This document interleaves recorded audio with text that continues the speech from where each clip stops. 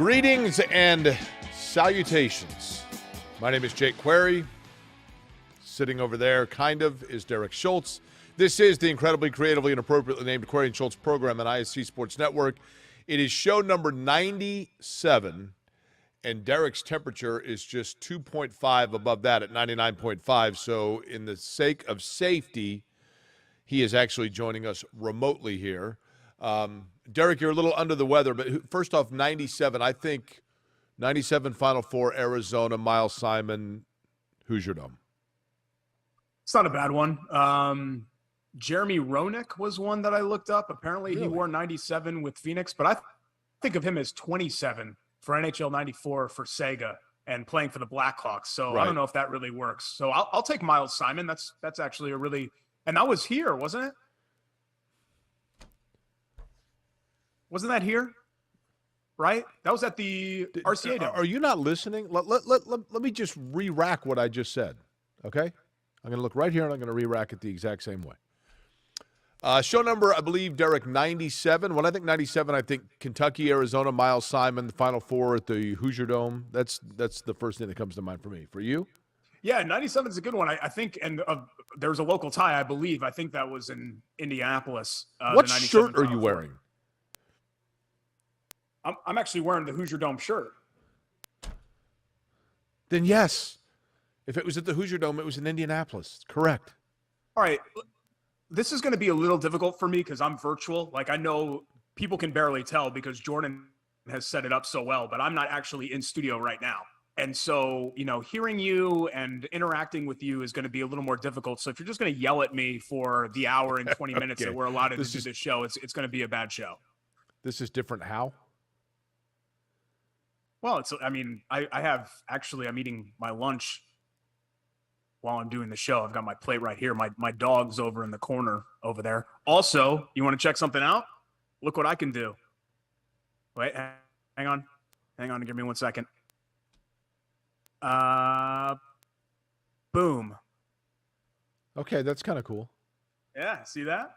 Oh, it actually, does that work on the monitor? Can you guys see that okay? Yes. Derek, you should keep it this way so that we can see Bailey & Wood Mortgage Lending, because Bailey & Wood, by the way, fabulous company based right here in Indianapolis, and as well as being locally based, you're talking about getting mortgage loans for the best rates available. And Derek, we are going to be golfing with them coming up this week, right? That's right, Thursday, which is lucky for me. This timing, getting COVID, it's never a good time, but I will be officially out of the 10-day window on Thursday.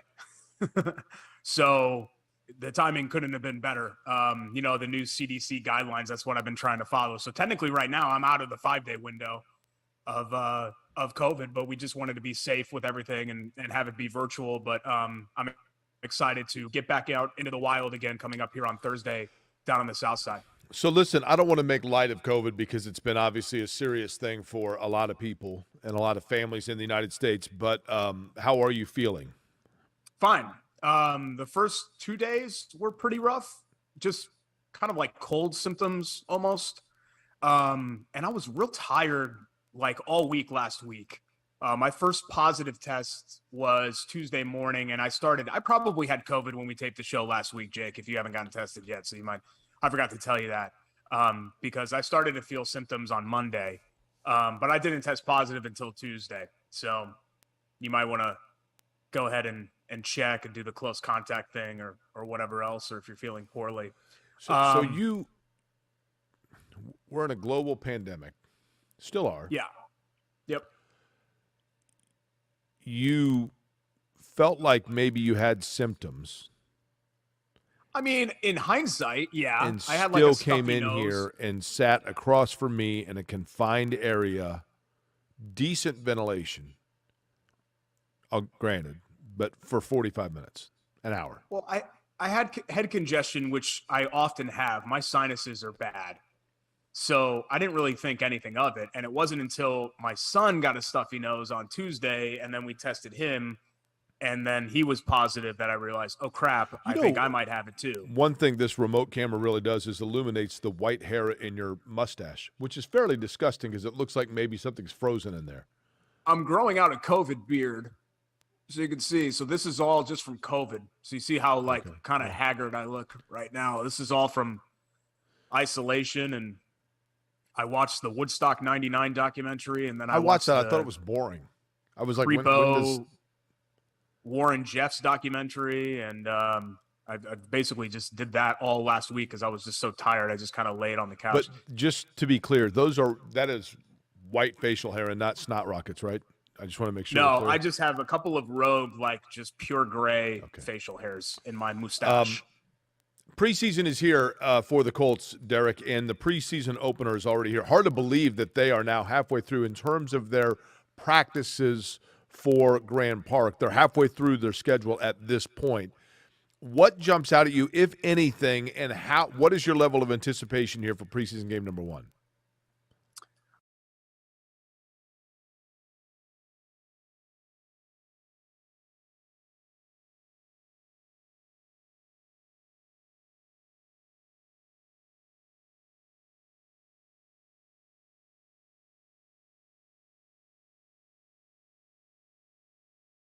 I think what really jumps out at me is how less chaotic this training camp is than last year, or even in 2020 when, in a good way, you 2 mean? years ago, it was, we were just talking about COVID, but, you kind of had the COVID off season and you bring in Phillip Rivers, and we just don't really know what he has, if anything, left in the tank. Thankfully, he had a good amount left in the tank. And then last year you had the Wentz injury right away, and you had this quarterback battle between two guys who really don't belong on an NFL field, in Ellinger and Jacob Eason.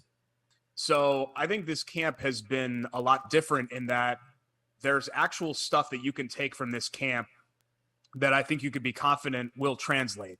Whereas last year's camp, remember, the defense was dunking on the offense every day, and you're like, yeah, but they're playing 2 QB3s, or, and Jacob Eason is a QB none, really, a guy that shouldn't be on an NFL roster. So you take the defensive performance with a little bit of a grain of salt. I think now you take a little bit more of what you're seeing out there as stuff that is real and not a mirage, and stuff that can translate. But I'm thrilled that Matt Ryan has brought a level of stability that the Colts needed at the quarterback position, at least so far. And a couple of these other newbies, guys like Yannick Ngakoue and Stephon Gilmore, have shown out. And I think you can be confident that they're going to improve this roster and make an impact, even if they aren't the peak level players, especially in Gilmore's case that he was a few seasons ago. Is shown out, is that the new balled out? I don't know. Not everything. I know you have to ask me because you don't really know what's cool and hip. I think that's just kind of been around for a while. Shown out. You could say ball out, I guess. I don't really use that term anymore, but I won't hate you if you want to use that. Jake, if you used anything that was even semi-interesting on this show, I think it would improve our viewership leaps and bounds. Okay, sure. What particular area, if any, do you feel is most void of guys balling and showing out? Is there a unit on this particular Colts team? There's one that jumps out to me, but I want your answer on this. As the Colts get set for preseason, the Lions are eventually going to be here and practicing with them. Is there an area that if you're Chris Ballard or Frank Reich, you look at and go, I'm not real comfortable with where we are? Yeah, I just don't. I really believe – I would have said wide receiver if you asked me this question 3 weeks ago. I really believe, Jake, that if Paris Campbell is healthy, big if, right? Yeah. If Paris Campbell is healthy, I think they're going to be fine there. I do. Maybe I'm drinking the Kool-Aid. Maybe I'm, we won't get fooled again. And here we are again, another training camp and another, okay, if Paris Campbell's healthy. But really, if he's healthy, I think they're fine there. Tight end is what concerns me. There have been drops all over the place with all 4 of those guys. Andrew Ogletree, maybe is a guy that is a little bit better than they thought he was going to be, or is a little bit farther along than they thought he was going to be, even if he's just the third guy, because I think you basically have Granson and Ali Cox as your 2 and 1 right now. But that's one, Jake, to me, that I need to see it before I believe it, because Ali Cox has only been a guy who's flashed. He's never really done it consistently.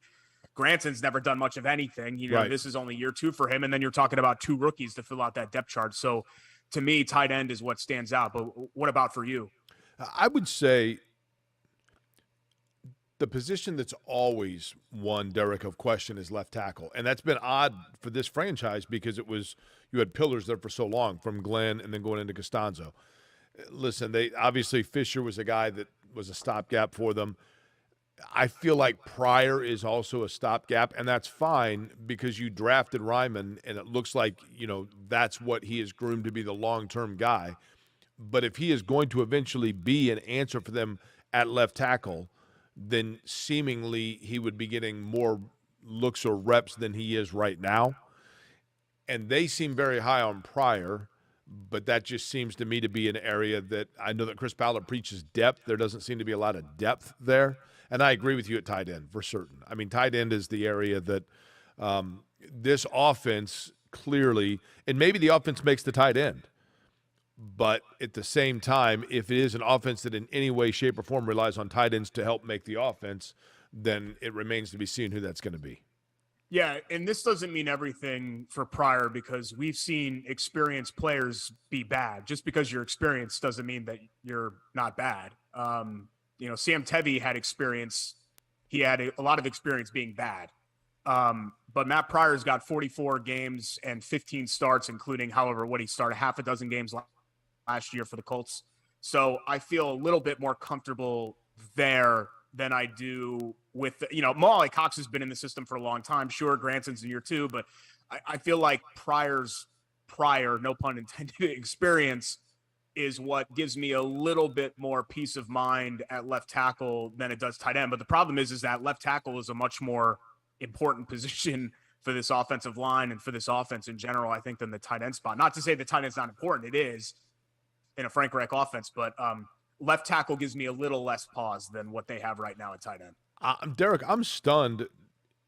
It's been seemingly forever since we've been able to say this, as the Colts embark on a season and we are sitting here towards the ends of training camp, or not the end, but midway through training camp, to say that they might have solidarity and depth at defensive line and pass rush. Like this might actually be a strong suit for them, right? Yeah, because, I think Ngakoue is a guy that you know what you're going to get, because he's exactly who he's been through the first couple of years of his career. There's not a lot of this with Yannick Ngakoue's NFL career. It's been pretty solid. Like he's just been a rock solid player, not a star, not even necessarily like a standout, but just a rock solid player for his couple of years. And that's what makes his NFL journey so odd, that he's bounced around to so many different teams. Because you look at his resume and you're like, this guy's pretty good. Like, why hasn't anybody wanted to keep him around? And for whatever reason, he's kind of bounced around. But I think it starts there. We still don't know about Kwity Paye and Dio Odangbo. We're hopeful, right, that those guys can bring something to the table. But then you feel really good, I think, what you have up front. I mean, I don't know every team's interior depth chart, but I'd have to imagine that Stewart and Buckner are among the top handful of interior defensive tackle teams, or duos, I guess I should say, in the entire league, wouldn't you? I mean, just with what those guys have done over the course of their NFL careers. By the way, and I do agree with that, you're at home, right? Yes. Can you get your dog on the camera? You've talked a lot over the years about your dog. Yeah. Sure. Hang on. Get him? Let me Can get you do my a cameo? You ready for this? Okay. You ready to get handsomed? Handsomed. Split out. Oh, wait, what happened? Wait, hold on. Wait, that was supposed to be a headshot of me. Would it just go away, period? Of you? I'll get the dog. Hang on 1 second. Okay, so Derek's going to get his dog. By the way, while he does that, I can tell you folks that we have upcoming I Love That Play, brought to you by the good guys at Love Heating and Air Conditioning. Love-HVAC.com is their website. 317-353-2141 is the telephone number for Love Heating and Air. They absolutely love making sure that you are comfortable in the summer, wintertime. Great customer service, commitment to that customer service, 24-hour on-call maintenance, over 100 years of treating Central Indiana. Love-HVAC.com. Derek now has been joined by, in fact, the star of the household. This is Oliver, right? Olivander?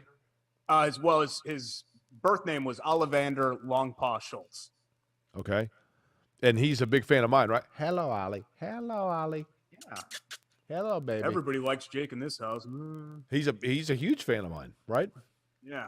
Sorry, Remember when you were training him? That's all he does all day. What's that? I woke him up from a nap. That's all he does all day. How old is Olivander? He'll be 10 coming up here in February. I mean, we don't really know. We think we rescued him Super Bowl Sunday of Peyton Manning's final NFL game. And they said he was around 3 then. So That's coming up on that'll be 7 years ago after the season, which is crazy to think about, isn't it? So he'll be 10 in February. So Peyton Manning's been retired for 7 years. This will be, 16, 17, 18, 19, 20, 21, 22. This will be the 7th season of no Peyton Manning in the NFL. Derek, our Love That Play, your nominee is? We just mentioned his name, and this isn't actually a play because it didn't occur in a game, but I'm not sure if you saw this. It's been kind of making its rounds on Twitter.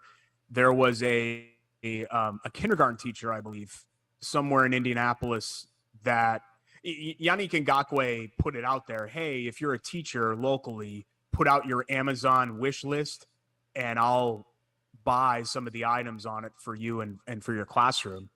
And a kindergarten teacher posted all the items that Ngakoue bought for her classroom. And there was just a really special note attached to it too. Like, it wasn't just that he just went out and bought the gifts or the learning supplies, whatever it was, for her classroom, but it was the note that was attached to. And I'm just kind of paraphrasing, but like, you're really special at what you do and thank you and all of that. And I just thought, wow, like, this dude's been here for 5 minutes. Right. And already he gets it. I guess, Jake, you've been in other markets. I mean, I kind of followed, I guess, the New York market. So it's always hard for me to speak on what other cities are like when it comes to their pro sports teams. But it feels like here in Indianapolis, it's really important for any athlete that comes here to immediately like it here and embrace all the people here. Like, I don't know if that's the case in Chicago or some of these like mega markets. Well, there's obviously a lot more expectation and eyeball on you, right? Like, if you're in Chicago, you're in New York, you're in Los Angeles, you're part of a huge snow globe of all the little flakes of celebrity, right? In Indianapolis, you've got a chance to really make a difference in the community and come in here and immediately resonate with people. And I think that's what players have realized, and there's a reason why a lot of players, I think, live here beyond their playing years. Yeah, for sure. I really like that he took the time to do something like that. You know, he's got a lot on his plate right now, new team. I guess he's reuniting with the defensive coordinator, so not necessarily a new scheme or anything like that, but just the fact that he took the time to do something like that and make his impact felt immediately on the community, I thought was a really cool thing. You know, your head is blocking the oval. Can you duck real quick just so people can see the logo? Derek's big head. It's actually problematic because Jordan sent me some of these, and you think to yourself, oh, okay, this is no big deal. Like, Jordan's just being a good team player. But he sent me this one. And that's right. I think this one's going to be a little bit of a problem, Jordan. Why? So if you want to just send me what's like wrong with a that generic I'm just telling you, I'm not doing this. That's like, a wonderful. That's Sage the Owl from WGU. I'm not doing that. Like, which, by the way, WGU Indiana. Right, you see the background right here with Derek. WGU Indiana, in case you're wondering, you're looking at that and you say, those are wonderful owl eyes. What are those from? That's from WGU, because WGU is Indiana's largest online accredited university. Whether you're going back to school or whether you're going to school for the first time for a post-secondary education, going after that high school degree, maybe a certification for your job, WGU allows you to work at your very own schedule. That's right, work on your time. That's one of the great things about it, because ambition never rests. And again, you're talking online accredited university, all the programs that you need right there, wgu.edu/Indiana, and a mascot that is far better looking than what you see right here. And you switched away from it, huh? You had to do that? Yeah. Our Sage Move of the Week upcoming later in the show. But when we come back, there are other things to talk about. I can't read my handwriting here, though, Derek. You're underwhelmed by the Hall of Fame class? Is that right? Yeah, isn't everybody? I don't know. You feel That's bad one of the because they're Hall topics of that's Famers, cooking. but- And we'll get to our Lou Malnati's Look Who's Cooking. We'll do that next. When You we can't come throw back that here at to me. the half virtual Query and Schultz.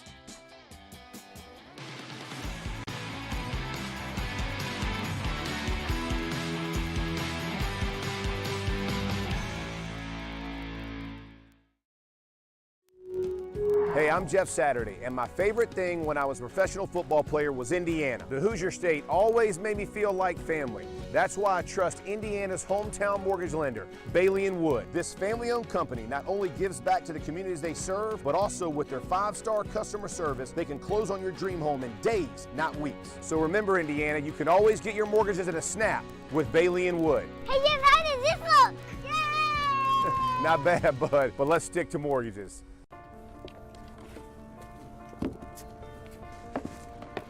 College wasn't built for me. I didn't care if I had to work a double shift. Or if my kid had a fever. Deadline's a deadline. I want to set the deadlines. I want to take tests when I'm ready. I want to take courses on my time. And speed up when I know my stuff. I want a university that cares about me. Tests on your time, courses on your time, graduate on your time. WGU, the nonprofit university of you.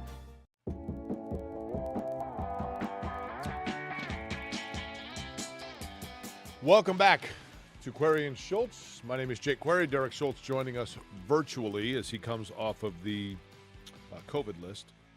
The one disappointment from having Derek virtual is that I can't actually hit him, although I can. Would it hurt this screen if I hit it with a tomato, Derek? Probably would, right? Please don't throw anything at the screens. Hold on, I can do it this way. Do you think I could hit the camera? Would it hurt the camera if I hit the camera? I can't even see what you're pointing at right now. I'm literally in my kitchen, so I have no What do idea you what think, you're guys? pointing at. If I throw it one of these cameras, will it hurt the camera? Am I getting the go ahead, the middle camera? I don't know. I feel like I could knock that camera over. A good Ready? rule of thumb is to just not throw anything in the studio. That's But just Derek, a good these are rule. the lovely. These tomatoes from Lou Malnati's are so good that even the camera wants one, right? I mean, that's how They're good delicious. they are. Am I not at this one? At this one here in the middle one? You think I can hit right at the lens? Is it going to break the camera? I can't tell if the guys are telling me this is okay, so I'm just doing it. Here we go. Just missed. Anyway, Derek, what are you shaking your head at? Because you're an idiot. Buttery crust, plum tomatoes, handpicked, each one from Lou Malnati's. I'm Also, done. Wisconsin mozzarella. It's a delicious pie. The best It's a Chicago-style pie that there is. It's a pizza. Order.loumalnatis.com. Lou Malnati's has multiple locations, Derek. Run down for me the locations. Our favorite is in Broad Ripple because you got outdoor seating. It's fabulous. You're right there in the heart of Broad Ripple. Pet friendly, and you want to talk about an organization we were talking about with Ngakwe coming into Indianapolis and wanting to cement themselves from like a philanthropic giving back to the community standpoint. That's exactly what Lou Malnati's has done, Derek, because from the time they moved in, they've already been involved in multiple fundraising events for areas around the city. Yeah, and stuff that we're passionate about, right? Gleaners Food Bank, pet rescues, all kinds of stuff that Lou's has gotten their hands into, and they've been already an important part of the central Indiana community. So Broad Ripple, which you mentioned, West 86th Street, across from Burbuff High School, over there in that strip. Up in Carmel, a new location, or I guess newish, it's been open for several weeks now in Greenwood, and then a fifth location coming on the west side in Avon. Order.loumalnatis.com, and they bring you our Who's Cooking this week. And we mentioned this name earlier. The Colts were raving about him. Frank Reich was raving about it. Frank Reich raves about everything. But I put Stephon Gilmore for mine of Who's Cooking. Sounds like he's had a very impressive camp thus far. He had a good day apparently yesterday at Colts training camp. We're taping this on a Monday. And that's a position of need for the Colts because, like I say about defensive backs, man, they're like sunglasses and phone chargers. You can never have too many because just when you think that you are surplused up, you misplace one, you lose one, one breaks. I hate to say it that way, but, you know, you can never have too many. A former defensive player of the year, so this is a guy certainly with the credentials. I'm going to give my Lou Malnati's Guess Who's Cooking to Scott Dixon.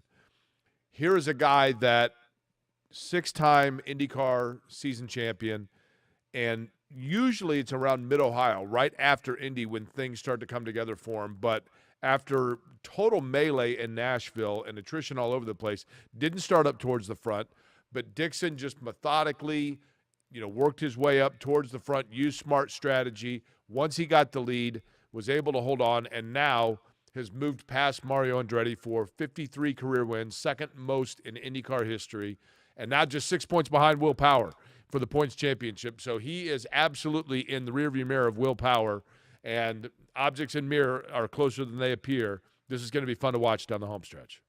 Yeah, how about that? I mean, anytime you get to say, hey, I passed Mario Andretti on an all-time list, it's pretty cool, even for somebody like Dixon, who has passed a lot of all-time greats on a lot of different lists and will continue to do so as his career continues. I was going to talk about the Pro Football Hall of Fame class, but we can go ahead and talk Nashville now that you've already broached the topic of Dixon, because first, what a points race we're in line for with 3 races left. You've got 4 guys separated by 18 points.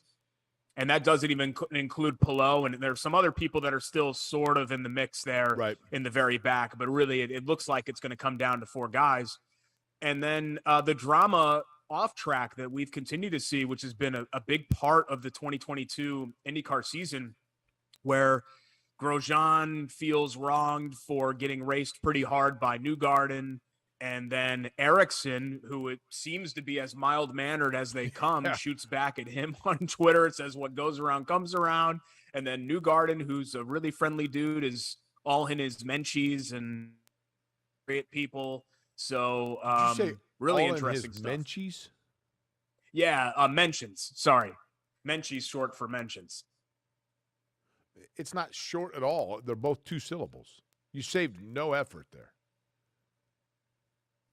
Look, Jake, I don't create. Well, sometimes I do. I guess I would be considered a trend setter. This is not a trend that I set, but yeah, you just say your menchies when nobody says that. Like I check my menchies.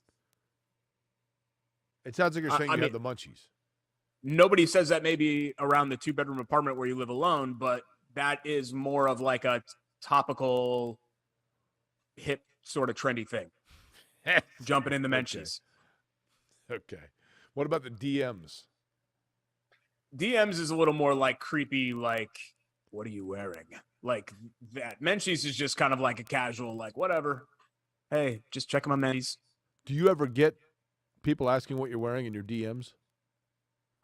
I've filtered a lot of those out. I have to accept DM requests now. Oh, really? In order to see. You can do that? Yeah, you can. I think. Don't you just block all DMs? I thought you said that you blocked all of them. No, so people can't message you at all. Say that, but I'm not one of those people. Okay.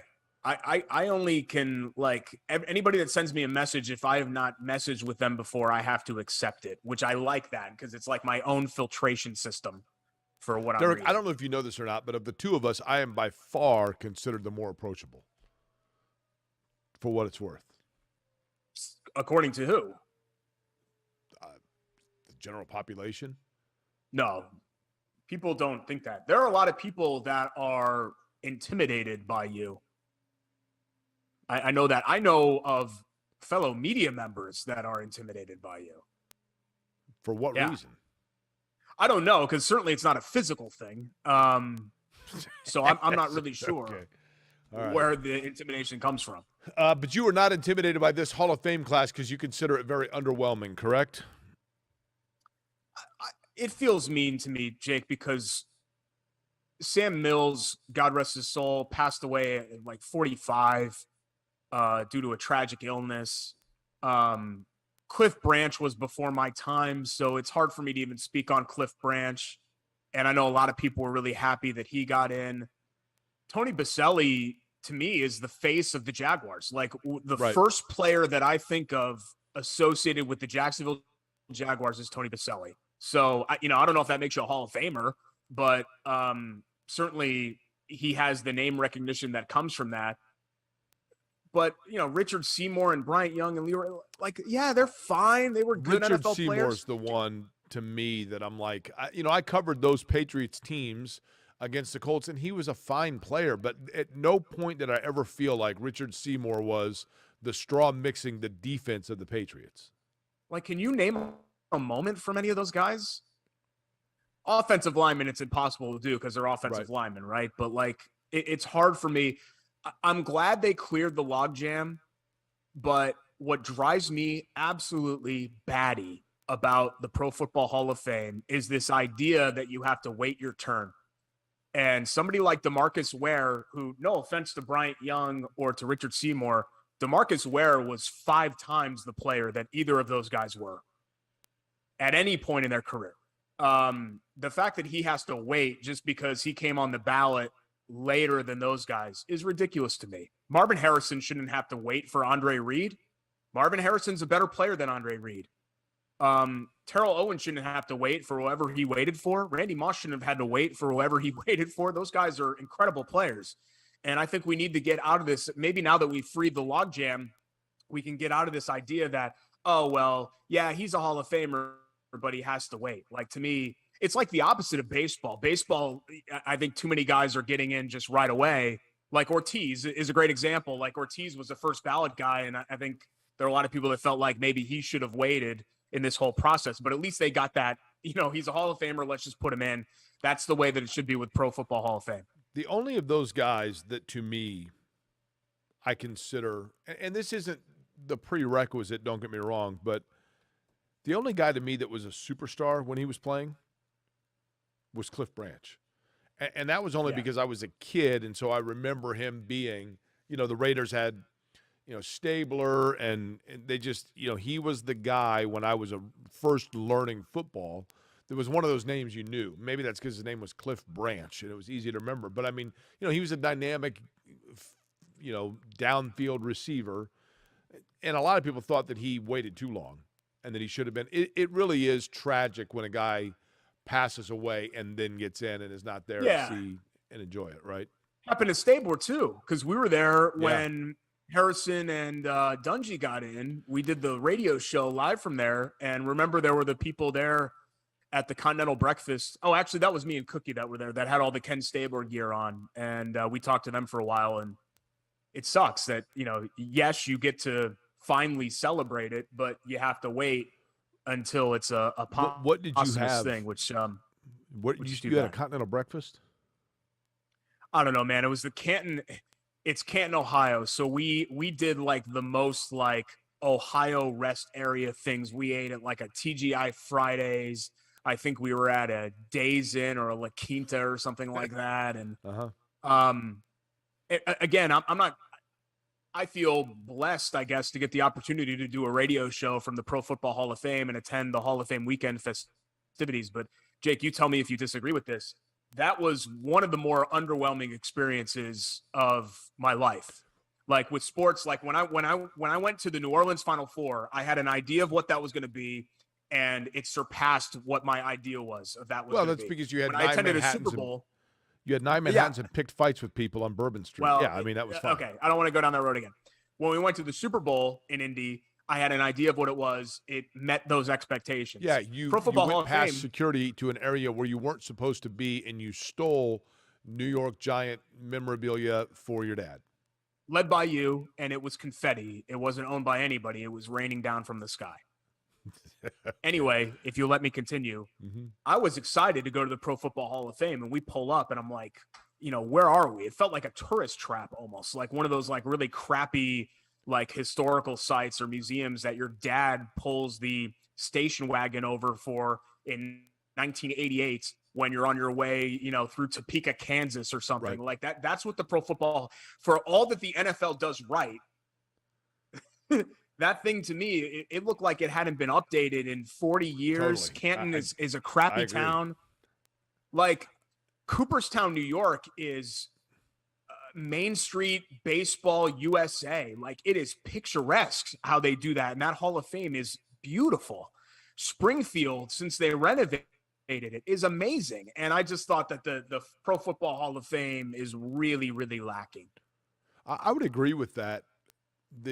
The Hall of Fame itself, it feels like, unless you want to stop and read and look at all the displays they have, the shrine room itself of the Football Hall of Fame and then the different exhibits, you can do the whole thing in like an hour, right? Yeah, I think we did do the whole thing. Weren't we with Hagen? I think that's right. Yeah. You guys left me in the gift shop, I think. Go figure. Now, the gift shop's something, though. The gift shop is stellar, yeah, because it has like every NFL item that you would ever want, like an NFL licensed sanitizer wipes and, like NFL disposable enemas. If you want one with a Cowboys logo, you can get one. Like they have anything and everything in there. Did you say disposable? Sorry, did you lose me? Hello? You got me? Trust me when I tell you, I wish we had. Upcoming next, we have our quick hits still to get to, and then also our Hoagie of the Week, right? Yep, Hoagies and Hops is back with us, so excited to talk about that. Also, you had mentioned something earlier in the show that I wanted to circle back to, which we'll do so next segment. Okay. Query and we'll Schultz. Do that next? ISC Sports Network. Stick around.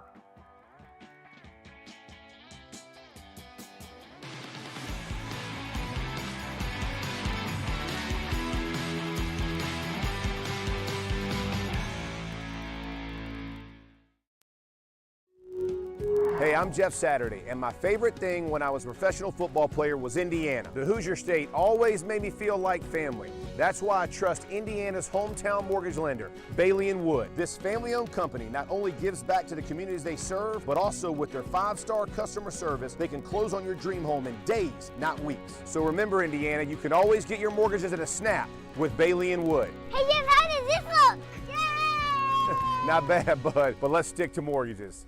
McCulling in time. Oh, no! It's good. This one is good. There you go. Wow, Dawson makes a great catch. Spin, win, 3, bury it for Leland Walker. Tie the game they do with the dunk by Malik Edmonds. What a play. Oh, my goodness. I feel a little momentum starting to fall Ellen's way. That is Wrestler! Wrestler! Whoa!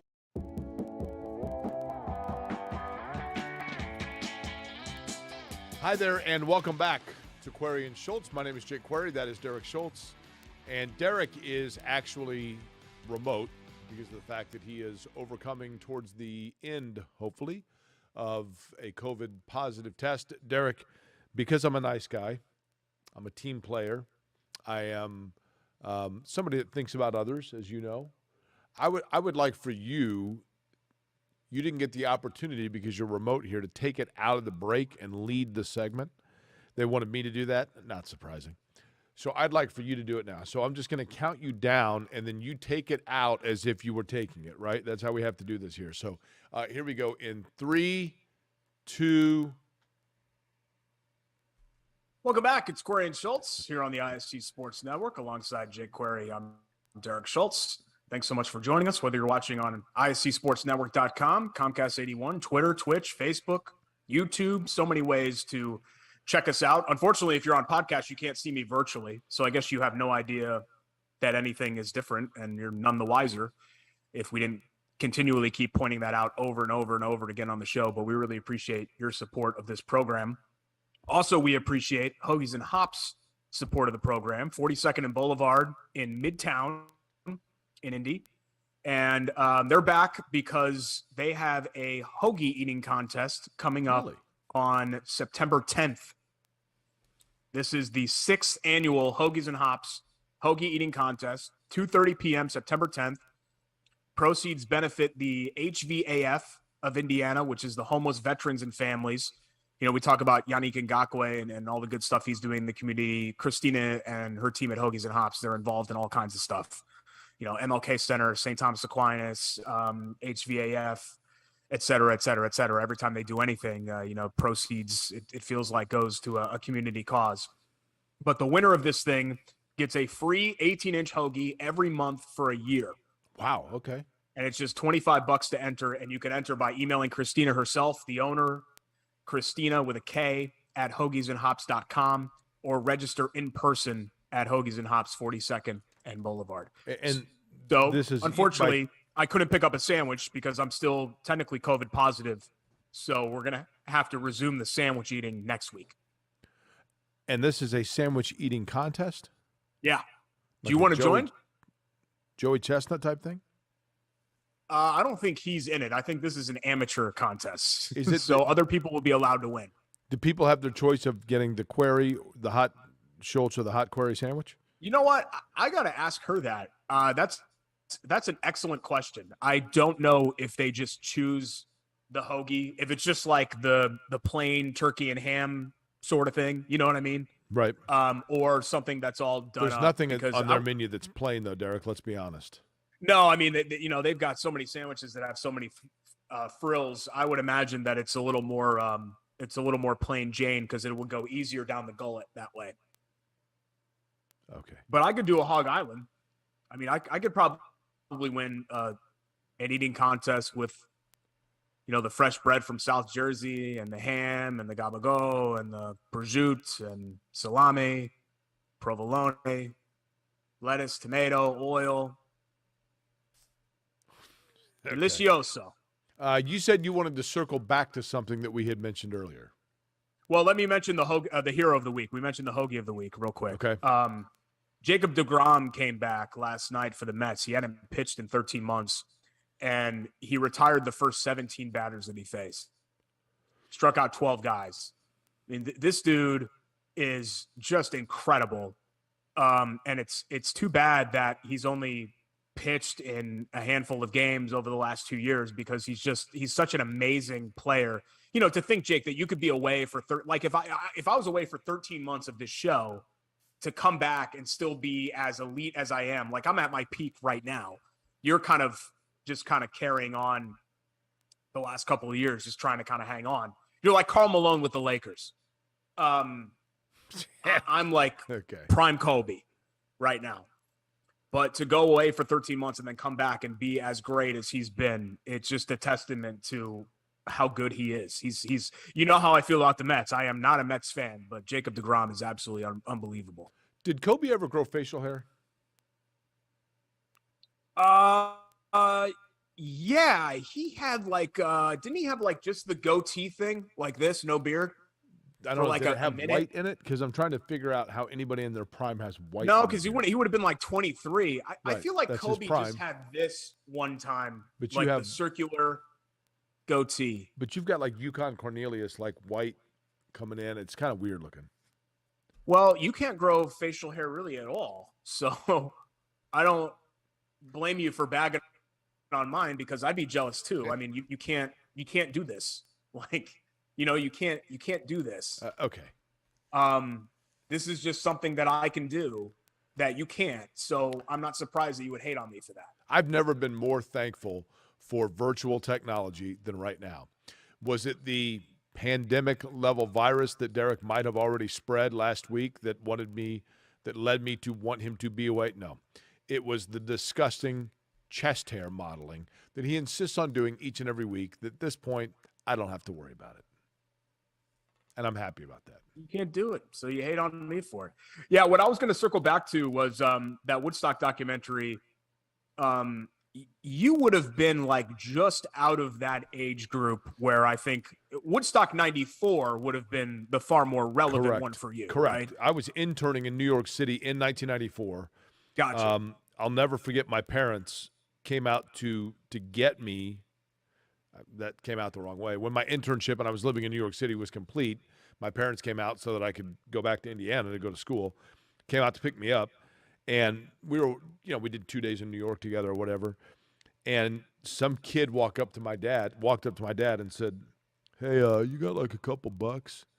And my dad said, "Oh, I'm sorry. Do you need something to eat?" And the guy said, "No, man, I'm trying to buy tickets to Woodstock 94. And my dad said, "Oh, I don't have any cash on me." And then the guy said to my dad, "You got any weed?" My dad's like, "Well, no, I don't have that either." But the Woodstock 94 was a big deal when I was interning at MTV in New York City as they were preparing for that.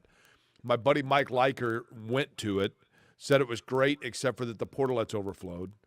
And then Woodstock 99 was put together kind of haphazardly. And if I recall correctly, they had changed the location a few times. They were trying to do it in the original Bethel Woods where the original 94 was, and they had to move that.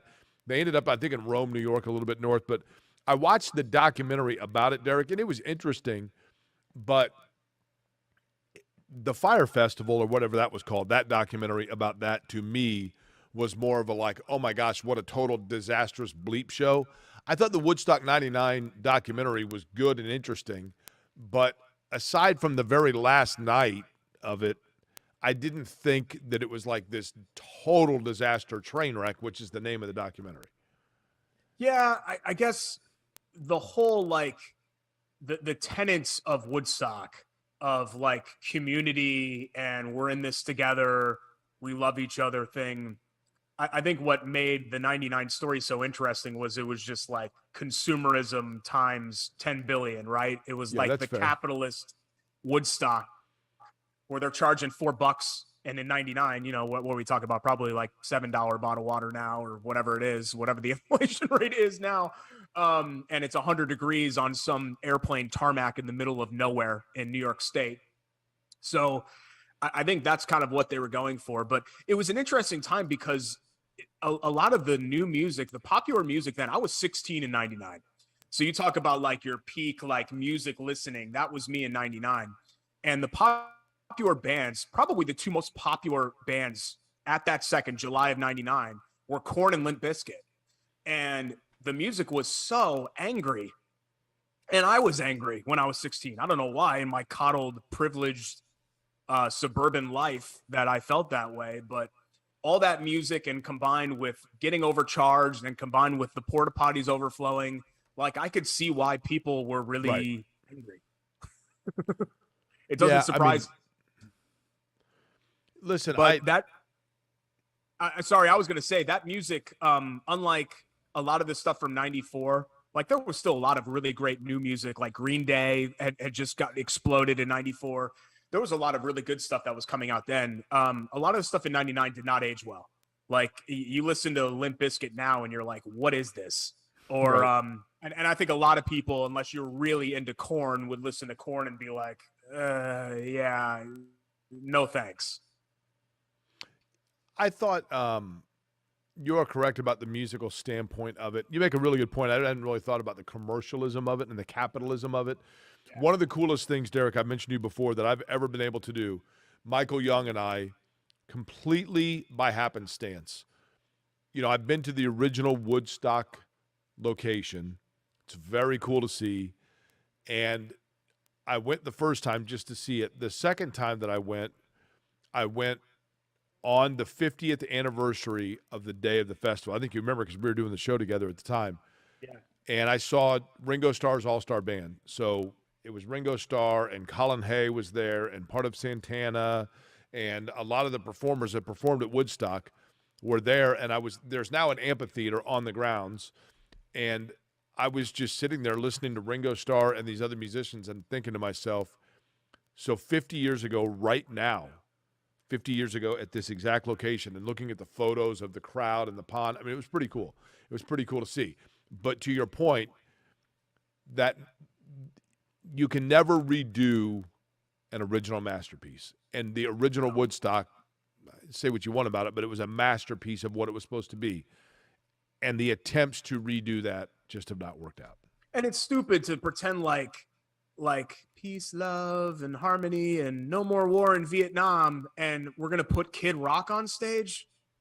Like, that's not peace, love, and harmony. That's, you know, sweat and douche, you know, like I that's not going to work. So can I say that on the show? No, that's not going to work. Okay. Yeah. Ba What's Ba is the worst popular song of the last 40 years. It's got a pretty good I could say that fairly confidently. That first 30 seconds is pretty strong. It's ridiculously stupid, and you are super lame if you ever like that song.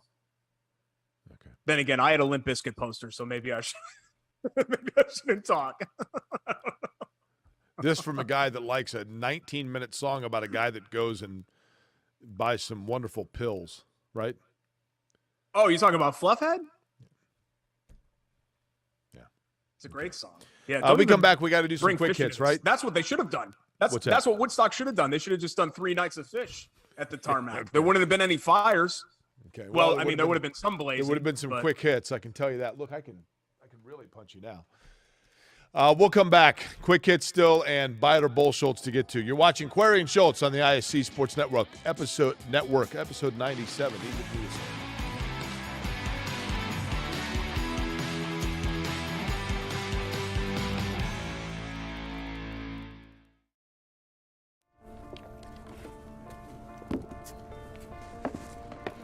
College wasn't built for me. I didn't care if I had to work a double shift. Or if my kid had a fever. Deadline's a deadline. I want to set the deadlines. I want to take tests when I'm ready. I want to take courses on my time. And speed up when I know my stuff. I want a university that cares about me. Tests on your time, courses on your time, graduate on your time. WGU, the nonprofit university of you. Hey, I'm Jeff Saturday, and my favorite thing when I was a professional football player was Indiana. The Hoosier State always made me feel like family. That's why I trust Indiana's hometown mortgage lender, Bailey & Wood. This family-owned company not only gives back to the communities they serve, but also with their 5-star customer service, they can close on your dream home in days, not weeks. So remember, Indiana, you can always get your mortgages at a snap with Bailey & Wood. Hey, Jeff, how does this look? Yay! Not bad, bud, but let's stick to mortgages.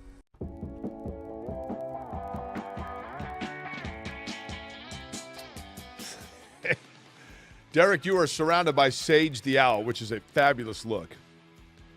And again, WGU, you heard us mention it earlier, WGU Indiana, wgu.edu/Indiana, Indiana's largest online accredited university with all the programs you need, whether you're looking to go back to school, finish a degree that you left on the table. 700,000 Hoosiers have college credits sitting out there that are not going to expire, but you didn't get the degree. You can do that at WGU. Work certifications like Derek's wife did, all available at wgu.edu/Indiana. And they bring us our Sage Move of the Week, named for Sage, their fabulous owl mascot, because like owls, ambition never rests. Derek, your nominee for the Sage Move of the Week? I'm trying to stay as still as possible because its vision is based on movement. So want to make sure that nothing happens to me. I couldn't really think of a good Sage move this week. I thought of a good Sage move for me personally, and I wanted to know if you've done this too. I have made the conscious decision not to pay attention to what's happening to Carson Wentz in Washington, to the point where I even muted the words Carson and Wentz on Twitter. Because I don't want to, like, I'm just trying to turn the page. I'm just trying to move on. But some of it has been unavoidable. Like, I've seen some of, like, what Ron Rivera's had to say, just because this NFL stuff, it's just in your face 24/7, 365. And it's not that I wish the guy any ill will. I just don't want to do this whole thing where, you know, we have to be proven right or proven wrong with whatever our take was for Carson Wentz last year. The bottom line is, even if he plays well for the Commanders this year, it wasn't working here, and the Colts made the right decision to move on. So nothing that happens this year is going to change that. So I just decided, hey, you know what? Just for my mental sanity, I'm going to push all of the Wentz stuff aside. And what did Ron Rivera have to say? Well, he's been talking about his accuracy issues because he's thrown a lot of interceptions so far in training camp, and he's airmailed balls, and they've just been a little bit concerned about how he's been a little bit all over the place. But that's the thing about Wentz, Jake, is that he's never going to be an accurate quarterback. He just is all over the place. Got a great arm. He's got a great deep ball. He has a lot of, mobility. He has skills that he brings to the table. It's just, you can't ask, how old is Carson Wentz now? 29, 28? Yeah. I mean, old enough that what you see is what you get, right? Yeah. Carson Wentz is, 17, 18, 19, 20, 21, 22. This will be his sixth season. I mean, at 6 seasons, you are who you are, and this is who Wentz is. My Sage Move of the Week, by the way, is going to go to Scott Mclaughlin, who was on pole for IndyCar in Nashville, which is a very aggressive racetrack, and then fell back, like 6th or 7th, and then late in the race, restart, he comes back, and he absolutely got on his giddy up. He was a little bit late in trying to make the move to pass Scott Dixon to try to win the race, but I think he also knew, look, there's a time you got to know when to go and a time you got to know when to kind of hold back a little bit. And I think Mclaughlin did a really good job of knowing when it was time to go, getting himself back up into the second position, and then having the presence of mind to know who he's going up against with Scott Dixon and wait for the opportunity to try to make a pass but not get overly aggressive and throw away a runner-up finish. So that's my sage move of the week for Scott McLaughlin, although I like the sage move of muting Carson Wentz as well. Derek, ready to do some quick hits? Yeah, let me tell you just real quick, just to bookend your thought on McLaughlin. McLaughlin, to me, is one of those guys that has been in the series, like 2 years? And it feels like he's been in the series for 20. Like, he just kind of gets it out there. Yeah. You know, like, I wonder if you did a poll of all the drivers, and they've got a lot of talented young drivers, and this isn't a knock on anybody else, who you feel the most comfortable with if McLaughlin wouldn't be up there, because it just feels like he's a guy that has always, really since day one, known exactly what he was doing behind the wheel out there. Right. That's fair. That's a good point. And he's a likable dude, very likable dude. Yeah, he's got a great personality. He does. All right, quick hits. You ready? Yeah. Let me get him on my laptop here. Hang on. Oh, you guys can't see my laptop on here. No, we cannot see your laptop. Can you see it now? That didn't do anything. Hold on. All that does is throw your what are you doing? Hold on. Can you see the laptop? No, Oh, wait, I see your little hand, which is clammy and disgusting. Let's get this owl off of here. Let me see if I get. You can't even see my laptop. Why can't you see it? Why won't the camera focus on? I got a new sticker, which is the reason I got a Lance Stevenson sticker. Wanted to show that on there. All right. Speaking of IndyCar, quick hit number one. Alex Palou and Chip Ganassi talked in post-race yesterday. NBC cameras caught that after nearly 4 weeks without a genuine one-on-one conversation. The embattled IndyCar driver, who's now a defendant in a lawsuit brought by his team owner, talked to Chip. They appeared to share a handshake, a hug. I don't know. Seemed to be a cordial conversation after Alex was P3, returned to the podium in Nashville. Only about a 10-second interaction or so, but still, they hadn't shared more than a hello, I guess, in the previous several weeks. So I don't think that relationship will ever be fully mended, Jake. Agreed. Because I'll give credit to Alex Palou for still being competitive. Fine. Yeah, but good to see at least maybe they can let bygones be bygones for these final 3 races, because I think regardless of what happens with the stipulations in his contract, I'm guessing that these are going to be the final 3 races that Alex Palou is behind the wheel in a Chip Ganassi car. There's some thought, Derek, that it could be another year before we see Alex Palou in a car, but we shall. Yeah, that's what I mean. I think before you would see him behind the wheel for Ganassi, you wouldn't see him behind the wheel at all. Correct. So we shall see what happens with Alex Palou. Although I'm starting to think that Felix Rosenqvist, who a lot of people, myself included, just assumed would be the guy that goes into an Aero car if Palou is not available. I think Rosenqvist could end up with Rahal Letterman next year as a 3rd car. Depending on what happens to Christian Lundgaard is really good. Interesting. Quick hit number 2. The PGA Tour has asked a federal judge to deny a temporary restraining order to 3 of its suspended members who left to compete in the Live Golf Series, and they're trying to get into the FedEx Cup playoffs. But the PGA is saying, you cannot have your cake and eat it too.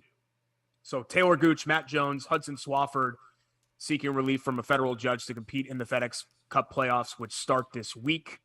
The motion has been filed in district court. I mean, it's just crazy, Jake. I mean, we talk about the drama with IndyCar. How about the drama just in professional golf? You know, the Live Golf, like nothing we've ever seen before.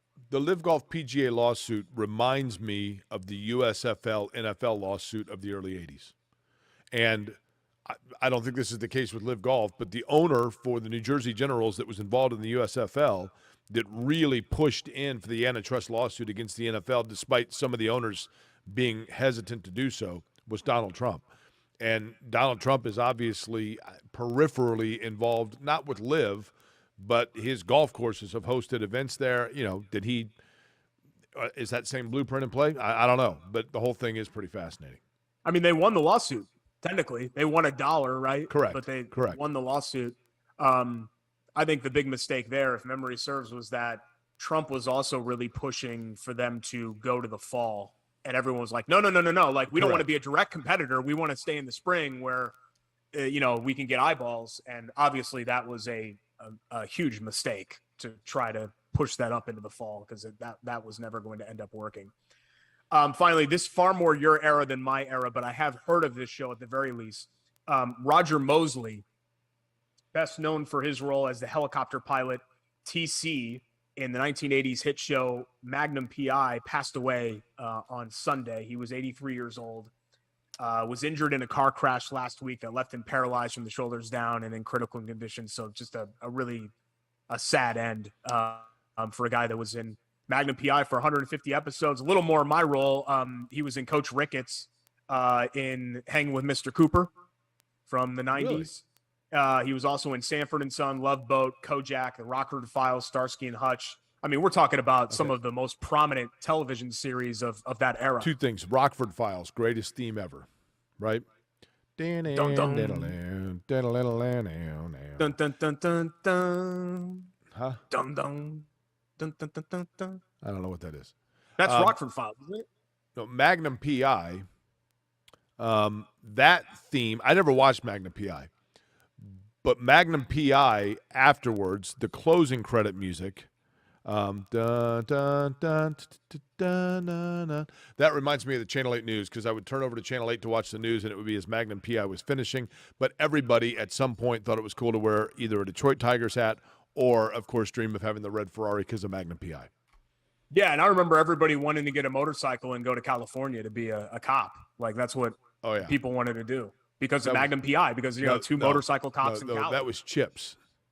That was CHIPS. It stood for California Highway Patrol, CHIPS. John Schneider, Eric Estrada. Yeah, the cop show, Magnum PI. They were police Magnum PI investigators. Was a detective, a private investigator. CHIPS were the motorcycle cops. It stood for California Highway Patrol, and they had trust me, they were like the late 70s. Magnum PI just a little bit after that. Huh? I've never heard of CHIPS. It doesn't even make sense for a TV show. Magnum PI, the cop show, two guys, motorcycle. They're both good-looking guys, motorcycles, investigators, but also would ride their motorcycles around in California. Did you open this comment by saying this was more my wheelhouse than yours? Admittedly, yes, but you tend to mix things up pop culture-wise, like bands, songs, movies, TV shows, apparently as well. Okay. That's the end of our quick hits. That was our final one. I'm going to call Bull Schultz on that, and we'll do Buy It or Bull Schultz next. Sound good? Let's do it. We'll wrap up the show with that. Sounds Corey good. and Schultz. ISC Sports Network, final segment comes your way next. Get this owl off my screen.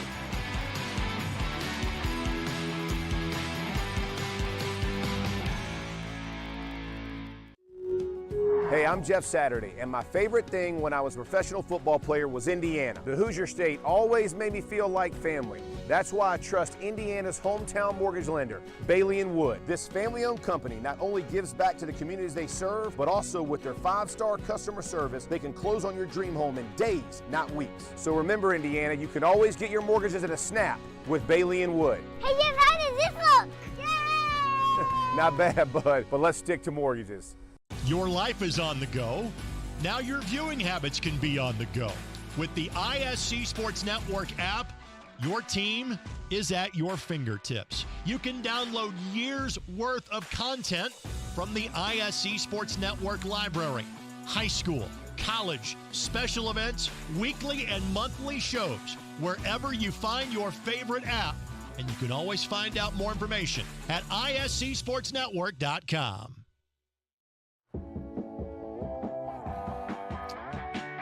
Welcome back to episode 97. Query and Schultz here on the ISC Sports Network. Derek, someone messed around with his hat. Clearly it wasn't you because it's been made smaller. Your head is huge. But it's time for me to put on the Chateau Kitchens hat, right? I'm looking at the background behind you, and that also means that it must be time for Buy It or Bull Schultz. You know it, yeah. I was trying to find that picture of me in the shower to be the background picture. No. Nope. Yes. Negative. Because I thought, give the people what they want. At Chateau Kitchens on Instagram, at Chateau Kitchens on Facebook, chateaukitchens.com for the before and after pictures. Anything on the interior of your home. Obviously, kitchens is their wheelhouse. but they did our kitchen. They did our bathroom. They are in the process of potentially doing our basement. We're trying to see if we can make that work. And they're great. They've done Steven everything in your and house. the You're going to have entire to start building new rooms just to have them renovate them, right? Well, we're in a neighborhood that we dearly love and don't want to leave, and we're in a house that we love and don't want to leave. So when you're in that position, you're willing to spend and invest in that home. And we're lucky enough where we bought in 2014 to the point before the market got crazy. Every dollar that we put into this house is going to be paid back whenever we decide to sell this house. So it's a good place to be. Like, I've not made a lot of great financial decisions in my life. I had mentioned the Limp Bizkit poster. A great financial decision was buying this house when we bought it. Okay. Some of the decisions after that with some of the contractors we used before we found Chateau were not good decisions. But Chateau is definitely a good decision. So here's what we do with buy or Bold. I give a statement, Jake and I go back and forth whether we buy it or it's Bold. Statement 1, they should bring back Woodstock. Buy it or Bold. Oh, we just 100% bullshit. 100% bullshit. Look, they've done it back twice now. No. Unless you're they now have an amphitheater at the actual site. Stick with that. But you could mix in the new and old now. I mean, you've got all these years to work with. You could bring back the Stones for something like that. I mean, a freestanding concert, sure, but not a festival. Well, it'd have to be a festival if you're going to attract all the biggest bands in the world. If you bring the Stones, everybody be 70. Bring in Hanson, you bring in a bunch of just the great acts of the last 30, 40 years and put them on. I would love to see it. I mean, I think it'd be great. We're now removed from Woodstock 99. People are less angry than they were in 1999. The music is less angry. Derek, you want to talk angry. You know how angry people would be if they go to a music festival and Hanson shows up? Why would they be angry? They'd be thrilled. Now, that pit doesn't get as big or violent as it did in Korn, but I've been in a Hanson pit before, and I'll bet you have. If you're not minding your have. Yeah, you can get popped right in the eye socket. 2 minutes left. Roll with it. Nashville is too messy to continue as an IndyCar event. Buy it or Bold. Boy, it's hard to argue that. It's a great atmosphere. The crowd is fabulous. It looks great on television. It's right off Broadway. Track's pretty narrow, man. They've got to do something. I like the idea, but they got to do something. Yeah, the location is so awesome that you have to try to make it work, I think. If this was a lesser track and a lesser location, I don't think you'd be as worried about it. But I'm gonna say Bold bleep just because I think you got to try to make Nashville work. Final one. This jumped out to me. I don't know if you've seen this. Purdue, 7.5 wins over under is the bet of the century. I can't believe that it's that low. They don't play Michigan State, or Ohio State. Derek, have you seen Indiana's? It's like 4, isn't it? 4. But then when you look at Indiana's schedule, you're like, it's harder to get the over than it's much more difficult. I mean, I buy it. I think Purdue very easily is an 8-4 level football team. Without David Bell, it changes things a little bit. And Karlaftis. Yeah, you're right. I mean, you're losing. They lost their 2 best I don't know players. what the recruiting is supposed to be, and I haven't. When I looked at their schedule, I had them at 8 wins. Yeah, you have maybe the first or second best quarterback in the conference too, in Aiden O'Connell. So you feel good about that. But I think 8-4 is not asking a whole lot with that schedule. Their non-conference is a joke for once. It's not a very tough slate. The beauty of this, Derek. If you could give a shout out to those who have made it possible for you to join the program virtually with the little microphone right in your face. Yeah, thanks to Jordan Shu, Alan Hughes, and Greg Rakestraw. Also, thanks to AT&T Internet for this Bluetooth microphone, my laptop, which is a Intel Core i7. Thanks to my kitchen for making this possible. You're bouncing around. This is the beauty of it, Derek. This is the first time on episode 97. It took 10 years of radio and 96 previous installments of ISC Sports Network to where I could finally just push one button and eliminate you. It's the most wonderful feeling in the world. You wouldn't dare. Hold on. Wait a minute. Where am I supposed to be pushing? It's supposed to turn you off. off. Letting you do it. It was that easy. 10 years I've waited to do that. 10 years. So now all I ask is that you check back with us next week for episode 98 and find out whether it's just Query or, in fact, from cyberspace, Derek rejoins us. Thanks for watching, everybody, on the ISC Sports Network. You have watched episode 97 of Query and Schultz.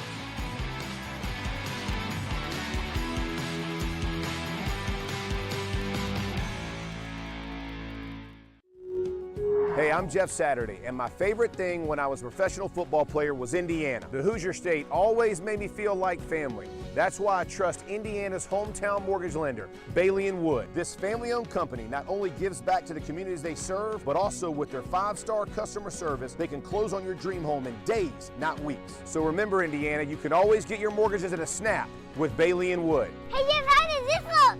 Yay! Not bad, bud, but let's stick to